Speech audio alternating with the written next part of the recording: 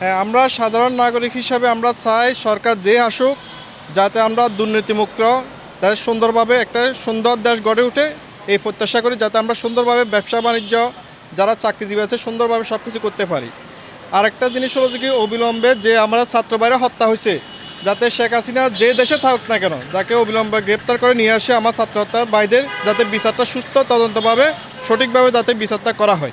আমরা চাই দেশে একটা সুশাসন আসুক, সর্বস্তরের জনগণ দেশে শান্তি বিরাজ করে, দেশের সুশাসন ভোগ করে, দেশের জনগণের কল্যাণমূলক একটা প্রশাসন আসুক, আমাদের এটাই প্রত্যাশা।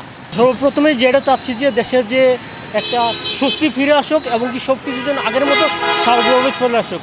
এই যে এখন যে একটা অবস্থা, এখন দেশের বাইরে বের হতো সম্পূর্ণ একটা রিস্কের মধ্যে আছে, কার জীবনে আমরা এখন নিরাপত্তাটাই হচ্ছে সবচেয়ে বড় চাওয়া এই মুহূর্তে। আজকে দেশের দীর্ঘদিন ধরে প্রায় 1 মাস ধরে অস্থিরতা বিরাজ করছে। সেই অস্থিরতা থেকে আমরা মুক্তি চাই।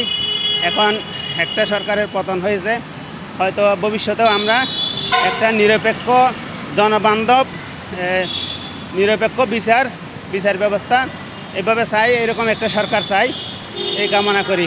পরবর্তীতে যে সমস্যাগুলো সামনে আছে, দুর্নীতি, স্বজনপ্রীতি, সুষ্ঠু গণতন্ত্র দরকার। এই দেশটা সুন্দরভাবে পরিচালনা করতে গেলে সুষ্ঠু গণতন্ত্র দরকার। আমাদের দেশে আসলে গণতন্ত্র কখনোই ওইভাবে ছিল না আমার মনে হয়।